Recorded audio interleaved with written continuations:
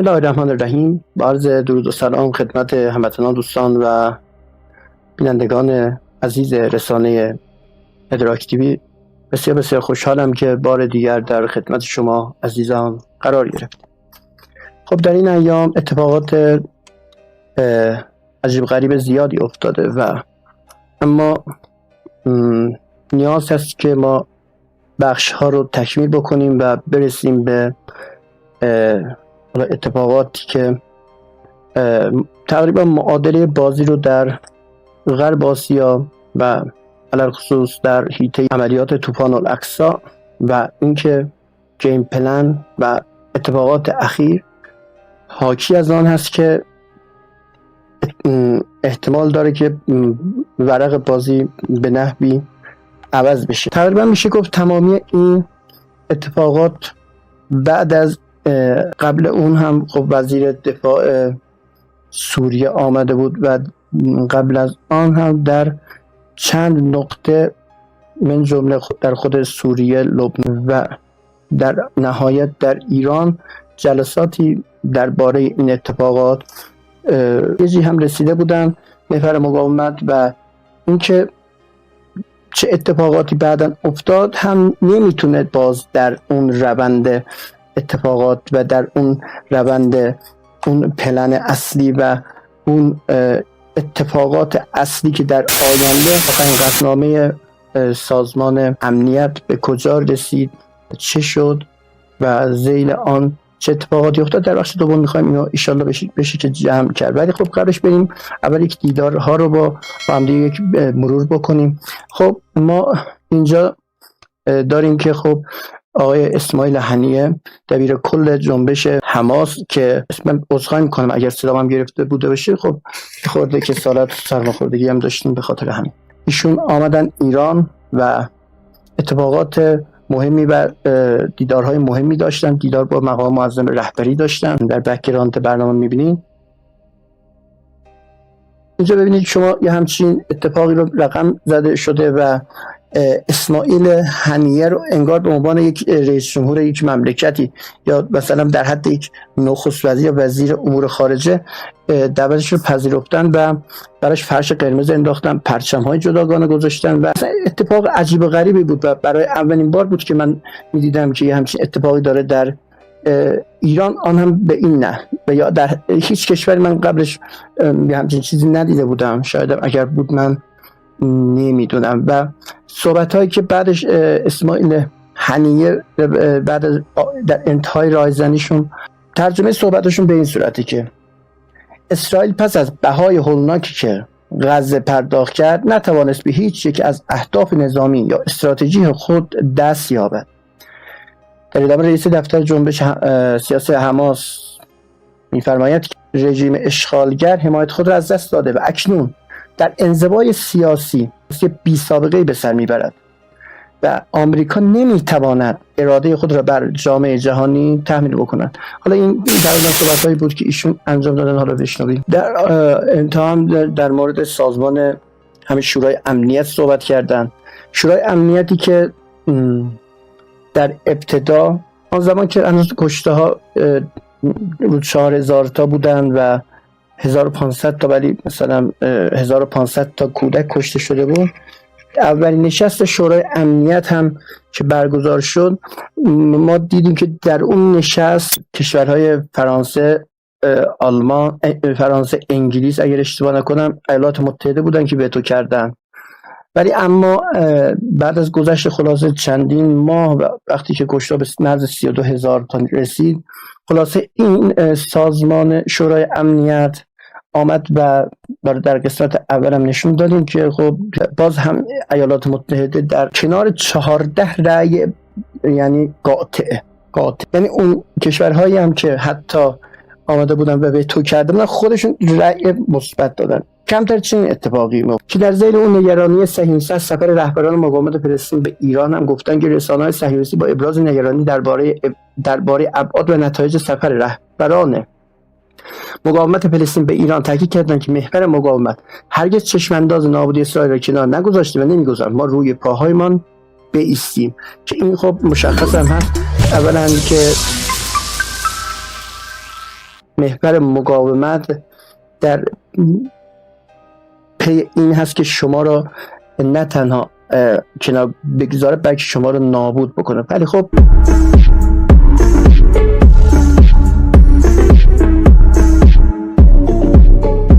در ادامه همان اتفاق بعد دوباره با حضور زیاد نخاله دبیر اسلامی و یا برای جهاد اسلامی مقاومت فلسطین که حالا شاخه نظامی اونم سرای القدس هست که شانه به شانه و پا به پای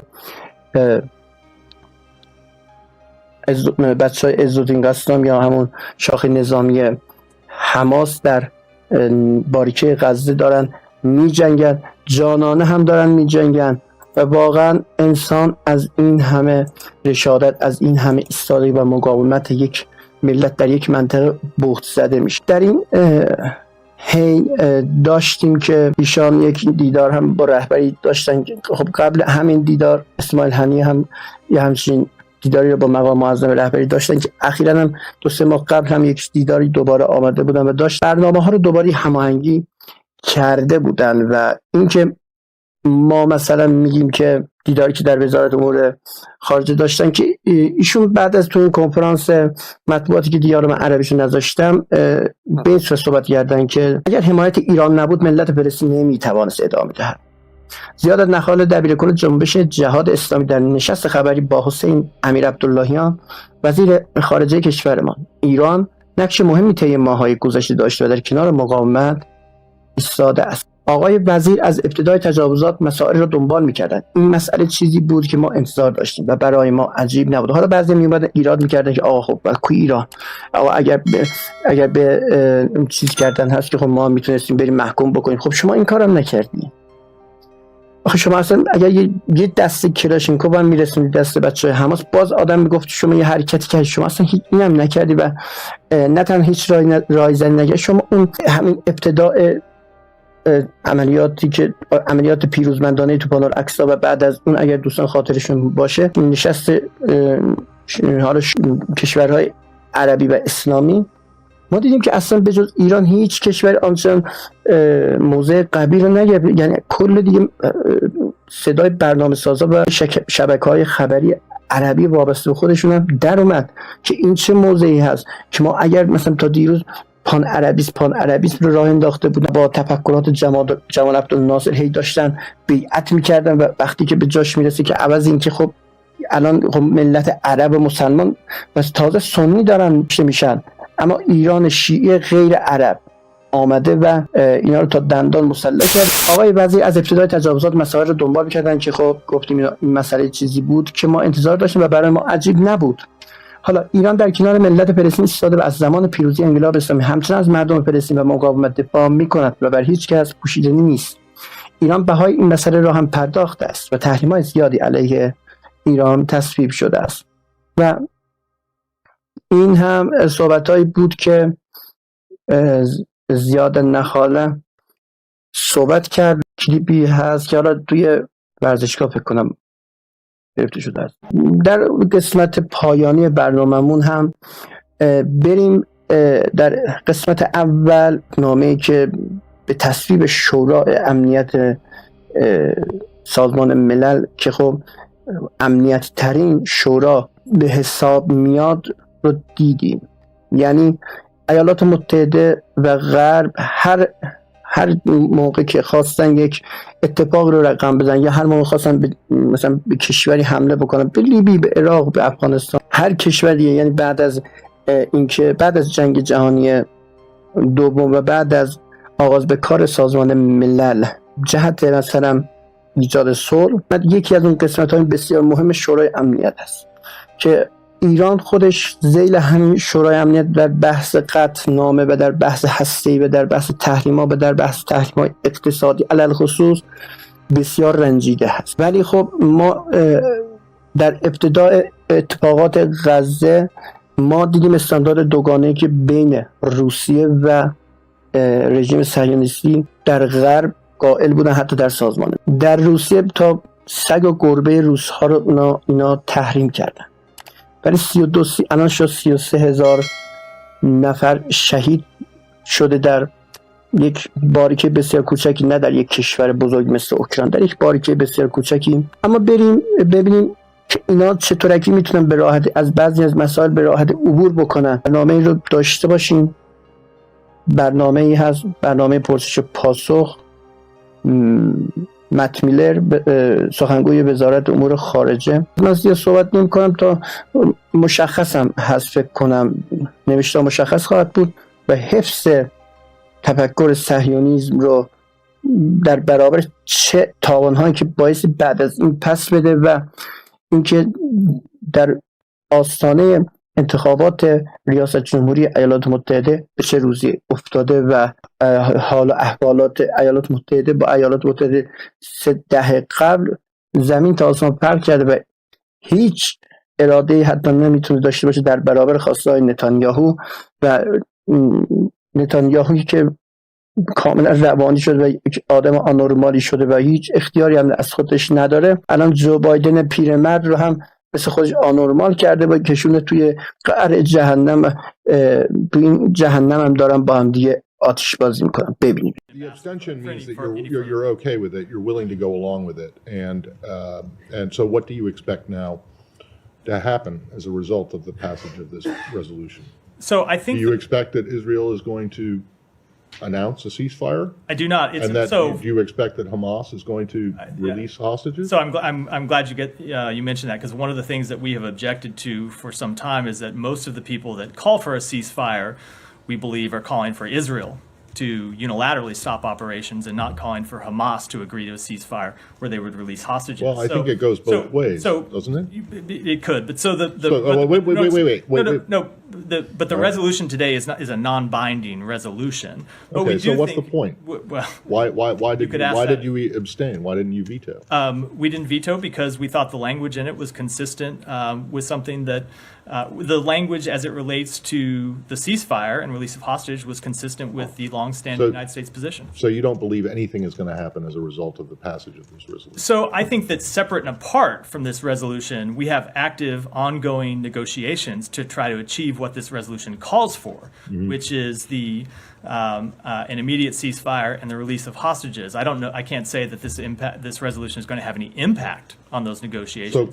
But those negotiations are ongoing. They've been ongoing over the weekend, and they've made progress. So I don't expect you to answer this now, but to me, you just stick this in your pocket. If that's the case, what the hell is the point of the UN, or the UN Security Council?